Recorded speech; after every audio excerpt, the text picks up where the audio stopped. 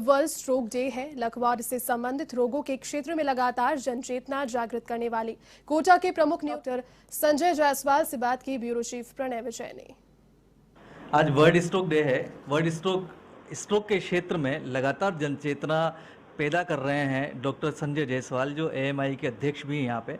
आज हमारे साथ हैं। हम इनसे जानना चाहेंगे कि किस तरीके से स्ट्रोक में कॉम्प्लिकेशन होती है और हाड़ौती संभाग में स्ट्रोक किस तरीके से बढ़ रहा है और इसको किस तरीके से पहचाना जाए। डॉक्टर साहब बताएं, कैसे पहचाना जाए सबसे पहले कि स्ट्रोक किसी को आया है। देखिए, स्ट्रोक को अलग अलग नामों से जाना जाता है। ब्रेन अटैक, ब्रेन स्ट्रोक, पक्षाघात, लकवा, फालिस। इसके जो मुख्य लक्षणों को हम लोग पहचानते हैं बी फास्ट नाम से। एक फार्मूला BEFAST।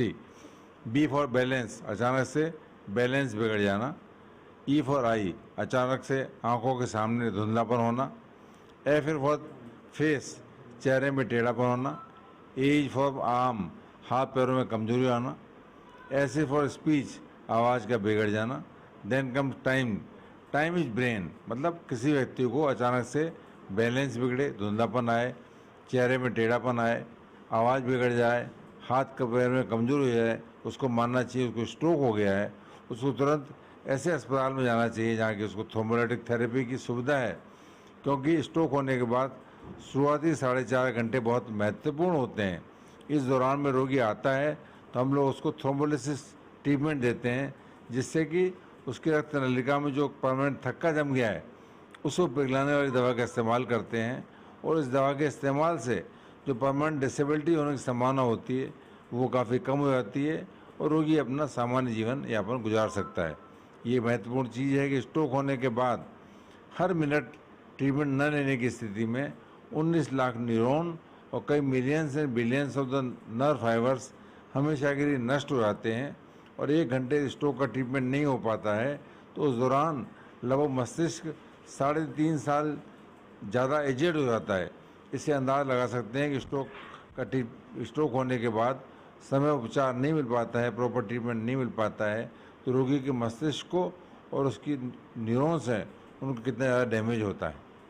अच्छा, जो अभी सर्दियों का मौसम आने वाला है तो इसको लेकर भी कोई चेतना है कि भाई किस तरीके से सर्दियों में ज़्यादा पक्षाघात के रोगी सामने आते हैं या कौन से मौसम में आते हैं, या सर्दियों में आते हैं तो उसके बारे में क्या सावचेतना बरते हुए?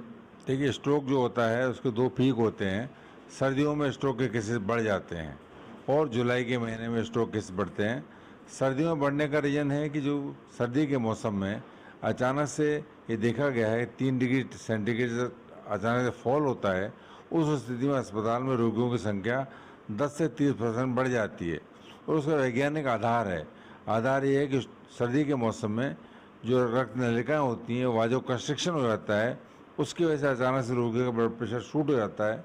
और सर्दी के मौसम में बॉडी में इस तरह के केमिकल्स रिलीज होते हैं, उनकी वजह से बॉडी के जो ब्लड है उसकी कोगुलेबिलिटी बढ़ जाती है, रक्त के थक्कों के बनने की संभावना बढ़ जाती है और रक्त नलिकाएँ जो है ब्लॉक हो जाती हैं।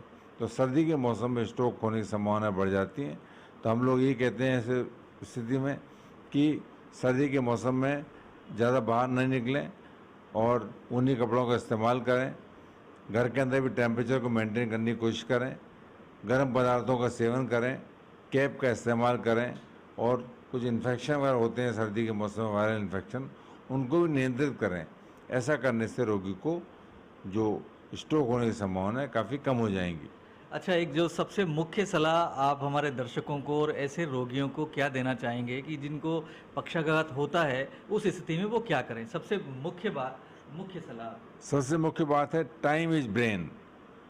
रोगी को स्ट्रोक हो जाए तो उसे तुरंत ऐसे अस्पताल में पहुंचना चाहिए जहाँ की थ्रोम्बोलिटिक थेरेपी की सुविधा है, न्यूरोलॉजी की सुविधा है, CT स्कैन की सुविधा है। क्योंकि शुरुआती 4.5 घंटे में स्ट्रोक होने के बाद हम लोग उसको रक्त नली में जो थक्का जम गया है उसको पिघलाने वाली दवा का इस्तेमाल कर सकते हैं और उस दवा के इस्तेमाल से जो डिसेबिलिटीज होती हैं, अपंगताएँ होती हैं, उनके होने की संभावना बहुत कम हो जाती है। तो स्ट्रोक होने के बाद रोगी को तुरंत ऐसे स्थान पर ले जाना चाहिए जहाँ की इस तरह की सुविधाएं हैं और डॉक्टर से डिस्कस करना चाहिए कि हमें इस तरह की ट्रीटमेंट की आवश्यकता है। ये अवेयरनेस फैलाने की हम लोगों की जिम्मेदारी है। चिकित्सक ही नहीं पूरे समाज की जिम्मेदारी है, कहीं भी इस तरह के रोगी को देखें, ऐसे सिम्टम देखें, उसको गाइड करें, ताकि एक बार व्यक्ति स्ट्रोक हो भी गया तो डिसेबिलिटी से बच जाएगा, तो अपना जीवन यापन सामान्य रूप से कर सकता है, परिवार को चला सकता है, समाज में कंधे से कंधा मिला के चल सकता है। तो महत्वपूर्ण चीज़ time is brain.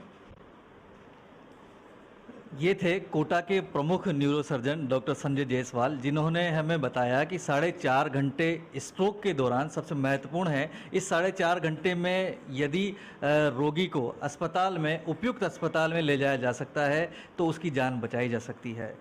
Avon TV के लिए कोटा से